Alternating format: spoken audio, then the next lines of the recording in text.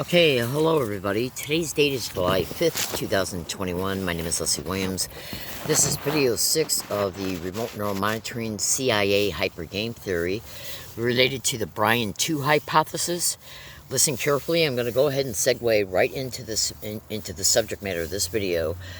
I'm just going to make a couple extremely fast, brief statements. One, you should go get a pen and piece of paper. I'll give you exactly 1 minute from right now to go get it, because you want to write down the relevant descriptions that I state concerning the program of Gangstalking and its applied techniques and methods, including how it's related to this specific issue. Now, so I'm going to make some filler statements real fast, so no relevant statements are really, no important relative statements are missed by the individuals who are going to get up and get a pen and piece of paper. Okay, so my name is Leslie Williams. I live in San Diego, California. I'm a target, victim, and activist concerning the continued criminal expeditions of what is known as gang stalking. It's not stalking by gangs.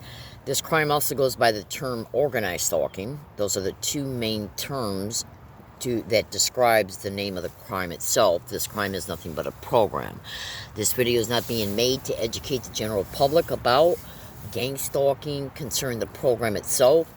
This particular video series is about introducing and expanding on how the CIA hypergame theory can be is reported to be incorporated within this crime, and how it is tailored concerning, at least in a general way, and also in specific, unique ways pertaining to each victim.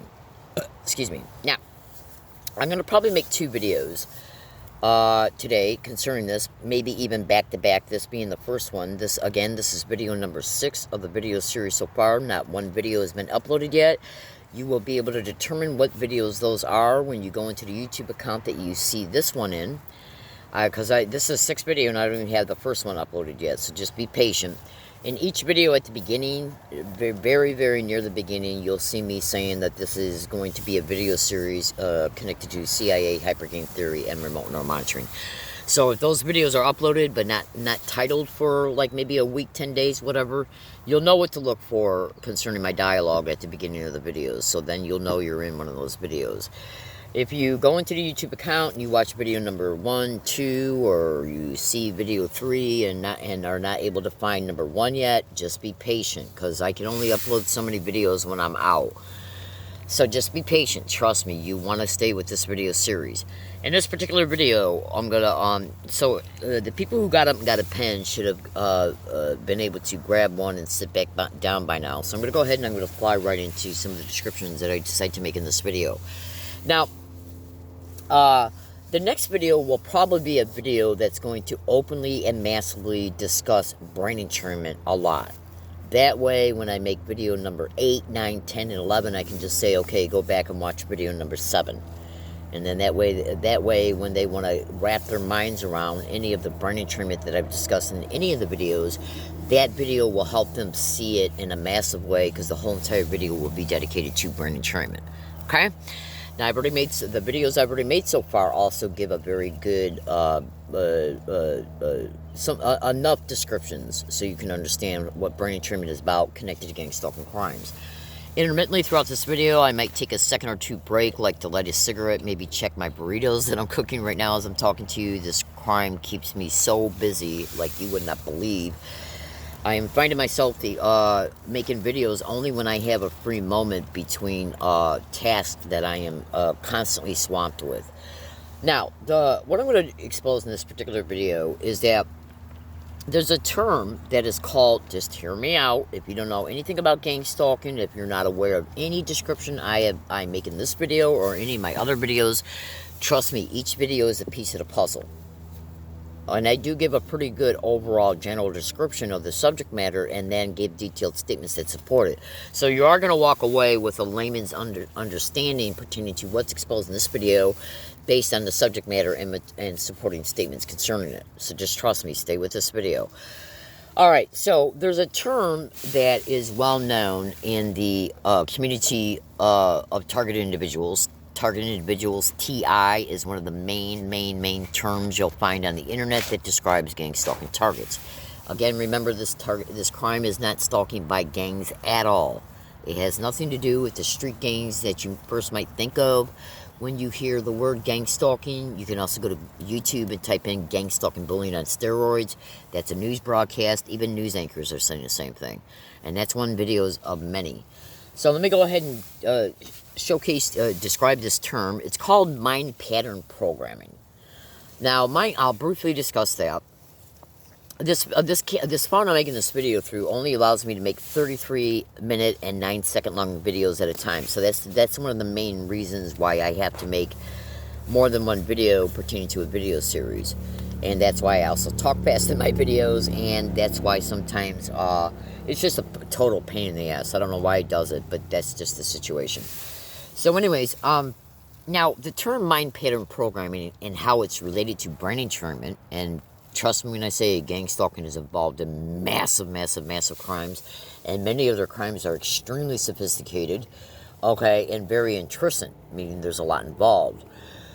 Alright, so, mind pattern programming is a term that is used in a lot of circles within the gang stalking targeted individual community, and concerning the type of terminology that you might hear mentioned by people who have studied mind control in the past, and have even written books concerning it, and are well known concerning exposures about that kind of crime. Just stay with this video, because trust me, baby, when you watch my videos, when you get to the end of them, you will absolutely be glad that you stayed with them. Make no mistake about that. So check this out. Now, so mind pattern programming has to do with, I'm going to give you a fast example of what that can, I'm going to give you a fast example of what that can mean, but make the mistake, this simple example is nowhere near the totality of what's involved concerning it within, concerning what happens to gang stalking victims when they're doing the mind pattern programming, which is connected to the entrainment. But it's going to give you a good layman's term concept of what mind pattern programming is. So say if you're an adult and you got, say you're a 50-year-old male and you're married, and you got a son that's 18, 19, and he gets a job anywhere, but let's just say like a place like Domino's, okay, or Little Caesars. Well, when your kid, no matter how old he is, gets a job at Little Caesars, he's going to be taught how to make a pizza. He's going to be taught how to make several different types of pizza. Just like also when you train a dog to sit, fetch, lay down, and so on. When that person gets a job at Little Caesars, the manager or the assistant manager, generally is, the management will train that trainee concerning how to make a pizza in general, from creating the dough, to spreading out the dough, to putting sauce on it, cheese on it, and then how to put items on the pizza in their specific way. And then they will be trained concerning like because like if you go to Little Caesars and you say I'd like a medium supreme pizza, they'll know what that means. That means that that's a medium pizza that's got about 5 or 6 toppings on it, like pepperoni, green peppers, onions, and whatever. Okay. So every time this trainee makes a pizza, he's even called a trainee, a person in training. Now, look at the word training, and then look at the word entrainment. Now, brain entrainment is directly connected to the mind pattern programming connected to gang stalking crime. So when you are in training concerning any job, the goal is to teach you over and over and over again how to either make a product, how to do whatever makes up pertaining to the type of job you got. So the reason why why that training is reinforced is so that it becomes automatic in your residual memory, in your long-term memory, and in your short-term memory. That way, when somebody walks up to you and orders a particular type of pizza, or any type of pizza, you're going to know how to make that pizza from scratch all the way to the time it gets into the bag, and so on. So, now, when you are being taught how to make a pizza, just like how you're taught to drive a car and ride a bike, your brain is processing the information that's related to every step about how to make the pizza. As a direct result, your brain creates what is known as entrained pathways. Okay, and these entrained pathways end up getting also attached to what is known as visual memories. and residual memories, because you're seeing what you're doing, how to do it, and then when you go to do it again, your brain is going to recall that information, the auditory information that came from the verbal instructions, and the pictorial visual memories are going to get excited because they now have associated attributes. If somebody comes in and says, I want a medium pepperoni pizza, you're going to know exactly what's involved in making that pizza from beginning to from scratch to end, because making a pepperoni pizza has already been verbalized to that trainee several times, and then he was shown how to do it. So the auditorial command of I want a pepperoni pizza has also got a visual memory attached to it, and then it's got rote automated responses to it. Those automated responses come from the entrainment of the training. So meaning that when he orders a pepperoni pizza, he's going to get the dough out, he's going to spread it out, he's going to put the sauce, cheese on it, and the pepperoni on it in a specific way. Then he's going to put it in the oven. Then he's going to take it out, slice it up, bag it up, and boom. Now all of that eventually becomes part of your residual memory. And every time you make a pepperoni pizza in the future, it's going to reinforce that entrained pathway, which is the brain learning how to okay, take the association of the verbal command, I'd like to order a pizza, to engaging in the physical steps to make it, okay? As you're making it, your brain is recalling how to verbally, internally, auditorily, and it's also spitting back to you the visual imagery concerning what a pizza looks like with pepperoni. Now, this is all from rote memory, residual memory, and those memories also have auditorial attachments to them, because it's now a auditorial and visual brain training pathway. Okay, so now that concept is pretty much driven home, it's very simple, okay? Then what we can start to understand, brain entrainment, the way the brain operates concerning entrainment in gangstalking crimes, is that these little 6 satanic mass murdering, gang raping, human trafficking animals who host this crime, hold on one second, one of their main goals is to brain entrain every single victim. Now, again, remember, I'm going to make another video and I'm going to really get into brain entrainment so you can see how massive it is and the massive details concerning it, but it's going to be explained in layman's terms so everybody can understand it.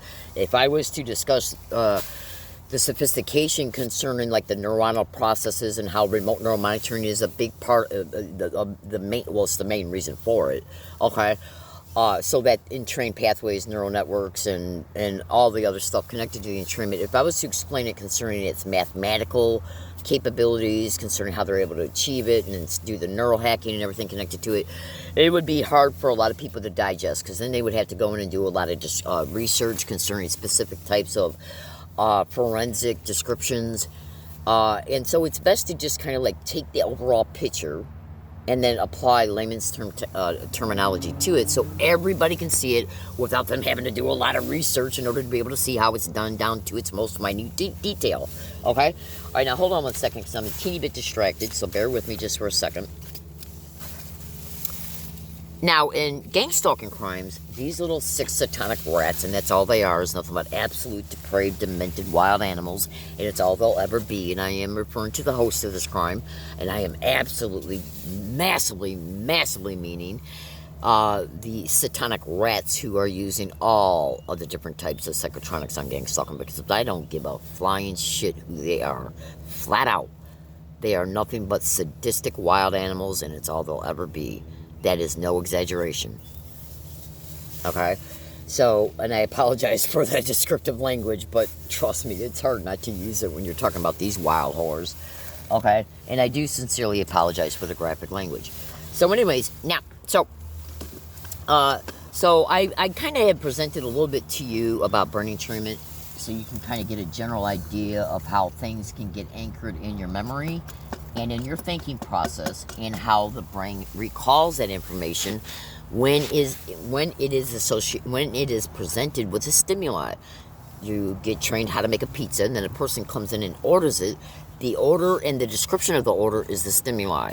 As a direct result, when the person says, I want a pepperoni pizza, the brain automatically excites that entrained pathway related to that specific type of training about how to make a pizza. Brain entrainment operates in the same way, connected to gangstalking crimes. In fact, it operates in the same way concerning all entrainment. So check this out. Now, So in gang-stalking crimes, what these sadistic whores will do, and when I make statements like that, I'm referring to the host of this crime. What these wild animals will do is that they'll make a gang-stalking victim sensitive to a stimuli. So research the sensitization method of gang stalking and these two following descriptions as well. Dark neurolinguistic programming, DNLP, and the direct conversation method and the sensitization method of gang stalking. So you can get an overall general view of those techniques, what they are all about, extensively, meticulously research them with a patient, mature posture. Because as you stay with my video series and you come back and watch these and you take notes and then you do research on the notes, you'll see how all this comes together, baby cakes. And trust me when I say your mind's going to be blown. So, now, with the sensitization method of gang stalking, the main goal that these rats are attempting to achieve concerning their immediate sub-goals, even though they are massive goals, is to create visual and auditorial brain entrainment. Okay, especially to disassociated states, which can be easily created in any human being when that human being is either witnessing a extreme trauma perpetrated against another human being and or an animal, or are experiencing it themselves. Disassociation is something that all brains are hardwired to immediately go into when the brain perceives that anything they're experiencing, either against themselves personally or in their environment, is too overwhelming. It's an automated response. That's why we got so many people with post-traumatic stress when they come back from wars, because they see a bunch of vile, crazy, murderous stuff, life-threatening stuff. The brain will immediately go into a disassociated state whenever it feels it's enduring a massive trauma, whether it be a car accident, a bike accident, an assault of any kind, or possibly a catastrophe where you're witnessing other people experience the effects of that. So disassociation can actually be stimulated by and through many different things. All of it's related to danger. Okay? Now, gang stalking knows about this because all of the entrainment concerning how it's achieved is done by and through psychological operations. And the psychological operations absolutely do include trauma. Okay? Now, so these little rats, their main goal, their main sub-goal connected to the program is to achieve entrainment through any and all means through the applied techniques and methods and tactics and resources that they have and use. So, now, they want to definitely create the entrainment to disassociated states to the limbic system being mainly responsible for this appetite, pleasure, fear, and self-preservation. Okay? Now, and the limbic system also is the part of the brain that signals your mind to let you know you're hungry, when you're thirsty, when you desire sex, and much more. So this extensively research the features and functions of the limbic system. And you should also research extensively disassociated states, okay, connected to trauma, and as well as PTSD. So, now, if I end up segueing the subject matter of this video into the next video, which will be video number 8, then video number 9 will be the video that massively educates you about brain entrainment. So just stay tuned. Alright, now, so in gang stalking crimes, to achieve specific types of mind pattern programming, which is basically not only the massive creation of and the massive reinforcement of the entrained pathway, including entrained neural networks, to the limbic system to disassociated states, is done by and through the applied techniques of gang stalking, whether it be through the applied techniques connected to the technological resources they have. They are using voice to skull, including voice to skull with voice morphing, and, hold on, excuse me please, They can literally brain and train you through remote neural monitoring. You should research how that technology enables them to hack into your auditory and visual cortex and much more. So that means they can send visual streams, visual images to your visual cortex, bypassing, hacking directly into it through neural hacking, through remote neural monitoring. And then they can also auditorily train you by and through, but not limited to, holosonics technology. Okay, that they are reported to be using, the audio spotlight, ELF broadcasting, okay, voice to skull with voice morphing. So they can achieve and brain to computer interface connected with remote neural monitoring. In fact, it's strongly being exposed that the brain-to-computer interface is remote neural monitoring, even though many victims are reporting brain implants. Just Google my statements, baby cakes. Don't laugh. Don't sit back and say there's no way none of this is possible. Sweethearts and munchkin butts, this stuff is being reported by tens of thousands of Americans daily on all online platforms for over a decade. Okay? And this crime has also been extensively covered on national radio shows, including ones I've been on. Hold on a second. Now, so let's backtrack for a second. So, auditory and visual brain entrainment is one of the main motivations connected to one of the main subcrimes connected to gangstalking crimes. Okay, hold on. So, to achieve auditorial and visual brain entrainment, you have to be able to prop some things up for the victim to see and hear. Now, what they might prop up on one day might just be mostly things for you to hear. What they might prop up on the next day might be things that they mostly just want you to. One day it will be things being propped up for you to see. The other day it will be things propped up for you to hear. And then on some days they'll literally try to attempt both. No matter where you're at, you can be at any location within your community, and they will prop people up around you in order to present things to you for you to witness through your eyes and ears. Okay? Now, because that's how brain entrainment takes place, through repetition. Okay? So, in mind pattern programming connected to gangstalking, what these little 6 satanic rats will do is they'll try to intentionally evoke, responses out of you based on what you're seeing, hearing, and or experiencing through the community-based gangstalking connected to gangstalking crimes, where the community is used to apply gangstalking techniques around the victims and periodically towards the victims and or the victim's property. Well, not and or, and also at times the victim's property, including their finances. But again, remember, visual and auditorial entrainment can also take place and through the remote neural monitoring and through the sound technologies that I've mentioned. And I forgot to mention ultrasonic sound bone conduction and the microwave hearing effect as well. So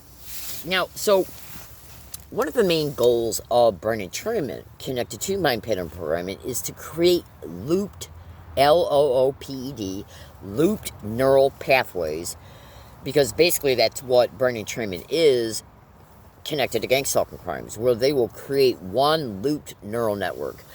To get a visual idea of what this can be is that you can go to Google and research and YouTube and type in series circuits and electronics, so you can kind of like have a visual representation. I didn't have time today to get out any visual props for you, but if you kind of want to like get just a fast idea of what a neural pathway can look like, just go to Google and type in series circuit electronics. Okay. And so you can picture a series circuit to be a looped and trained pathway that is looped to go back and forth between dissociated states to the limbic system. Okay, connected to brain entrainment, connected to mind pattern programming and gangstalking crimes. So mind pattern programming, I'm going to expand on that for a minute here. Okay, so a good way for you to see mind pattern programming is that in gangstalking crimes, what these little sick rats will do is, here's an example. They'll make a woman homeless. And then when they make her homeless, gangstalking, for any entrainment to take place, they got to make sure that the victim knows every victimization is being done through this crime. Whether the victim knows that they're being gangstalked or that gangstalking is the crime responsible concerning its name, is responsible for any and all things that's endured through it. It doesn't matter. You don't have to be consciously aware that what's happening to you is because you're a gangstalking victim, meaning that this can happen to you before you discover gangstalking online.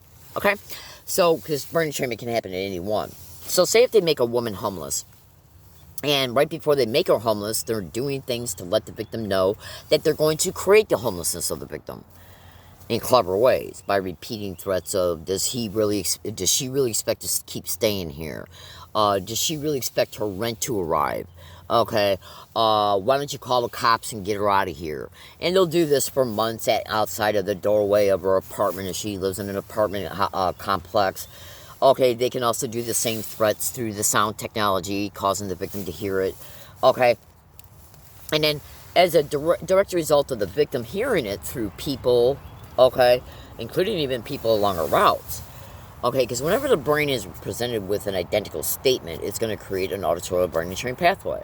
And since the statement is connected to something dark in nature, dark neurolinguistic programming, the threat of being made homeless, the threat of calling the police even when you're not doing nothing wrong, because they know that when any human being hears a threat, it's going to excite the right hemisphere to fire, because that you know that term red flag, like it's a part of the right hemisphere that where your brain connected to the brain recognizing a subject matter to do with danger. So like if say if you hear a news broadcast and a person is saying, well, we got reports that say if you live on the street, let's say Nobel Drive in San Diego, and then you hear through a news broadcast in San Diego from a news broadcaster who says, we have reports that a sexual predator is in the neighborhood around Nobel Drive, and you live right on Nobel Drive and you're watching this, the right brain is going to instinctively excite, okay, concern in your right hemisphere. It's called the red flag. Okay, so you ever heard that term when somebody hears something and red flag, the red flag will go off in your mind? Okay, that's because the brain is seeing and or hearing something that has associations to danger. Now, that's literally a feature of the right brain. It's even called that in many books written about the right brain. You should also go to Google and research the book, The Right Brain and the Unconscious. That's an excellent book. I forgot the author, but you'll find it. All right, so anyway, in Gangstalking, when they repeat threats concerning something happening to you and or your property and or your loved ones, they want you to know it's through this crime by repeating the same exact identical type of threats. Then they actually engage in behaviors to make that threat come true. They constantly say things outside your door. Does she really expect to keep staying here? Why don't you call the cops and get her out of here? Oh my God, what's wrong with her? Oh my God, she can't keep staying here. Oh my God, does she really expect her rent to arrive? Then they steal the rent, and then she's made homeless, and then as she's moving, they'll mock her in different ways, different identical ways, in order to let her know that the threats were connected to the theft of the rent, and then the causation of having to move is also related to the same crime. Now, that's related to dark neurolinguistic programming technique of gangstalking and the sensitization method of gangstalking, repeating identical words and phrases. Now, say if the victim hears these threats 75 times a day for 6 months, a year, that creates an auditory brain train pathway connected to, the limbic system, and more than likely also connected to a disassociated state, because you also need to know that the victim, as they're living in their apartment, is probably being tortured with electromagnetic weapons to the head, as well as directed energy weapons and or ultrasonic sound bone conduction technology. That immediately, in an instant, at the speed of light, causes the brain to go directly into a disassociated state. When you research at Google and YouTube, voice-to-skull technology, and gangstalking, and directed energy weapons, and electromagnetic weapons, you're going to eventually run across blogs and even YouTube videos, and even interviews by doctors like Dr. John Hall and many others, who openly state that when victims of gangstalking are being hit with the aforementioned types of technologies, that they will literally, and when the brain is literally being cooked alive, and the brain is literally suffering extreme pain and disassociation and traumatic brain injury and consecutive concussions when they're experiencing these technologies, they will literally be mocked and harassed about it endlessly through voice to skull. Because why? Because they know that brain has went into a concussive state and into a disassociated state, so they're trying to create auditory entrainment between the concussive state, the disassociated state, to the limbic system. Auditory brain train pathway. That's why victims of gangstalking are stating that they're hearing identical words, phrases, and statements, and threatening statements, and abusive statements identical through voice to skull. Because entrainment can only take place by and through identical repetition. Just like when you are identically shown how to make a pizza, a pepperoni pizza. So it's the same exact concept. So I'll be approaching the 33-minute mark here in about 4 minutes. So when I do, I'm going to make video number 9. Did I say this was video 7 or 8? I think I said it was... Well, you'll know which one it is, because when I go to... So I believe that this is video number 7. It's either 7 or 8. So in the next video, I'll say this is video number 8A, just in case it was video 8. I can just say 8A, so you can consider that to be an extension of video 8. If it's ended up being video 9, then you can just realize that video 8A will need to be watched before you watch video 9. Okay, so anyways, I believe that this is, no, actually, I think this is video 7. So anyways, sorry about the confusion. Now, you got to remember, this is an extremely sophisticated crime, but even though it's an extremely sophisticated crime, it can be achieved by and through using the most simplistic yet bizarre and unique, specific, exacting ways. Because anybody can walk around anybody and repeat anything, and they will become auditorily trained. Even the persons who are saying it will become auditorily trained. Absolutely. So, check this out. Now, so when you got a victim who has been sensitized to identical threats, identical words and phrases, identical sounds, that's auditory entrainment. When you have a victim who's been sensitized to things that they're forced to see, that's visual entrainment. So, and they love to create these visually trained pathways to disassociated states and concussive states, which is where the traumatization occurs by and through the aforementioned described technologies. So mind pattern programming can take place about concern about being evicted and even about the cops being called on you, even though you're not doing nothing wrong. Because when somebody hears somebody's going to call the cops on you, even when you're not doing nothing wrong, even before you analyze you're not doing nothing wrong, because your brain will analyze that statement and then review everything that's going on in real time, or in the recent past, you're automatically going to know that you're not doing nothing wrong, but the brain will still analyze that, and the brain will still excite a measure of fear. So they can say that around anybody who's not doing nothing wrong anywhere, and your brain will still kick in what is known as the defense mechanism of the brain and the self-preservation part of the brain of the limbic system. Remember, they're trying to create the entrainment to what I've already stated, the limbic system to dissociated states. So when the victim lives under constant fear that they're going to be evicted and made homeless, well, you better be damn sure that the brain is going to be intentionally forced to pay attention to that at the right brain, in the right brain hemisphere. Because anything that's going on in danger around you, concerning you, around you, is the responsibility of the right hemisphere of the brain. So I'm getting ready to start a new video here in less than a minute. So understand and know the beginning of that video, so you'll know it's the right video. I'm going to open it up by saying, my name is Leslie Williams. This is video number 8. That's what I'll be saying for that video. This is video number 8 of the Remote Neuromonitoring CIA Hypergame Theory.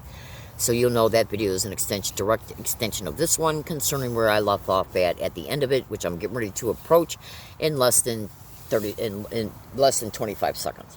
Okay?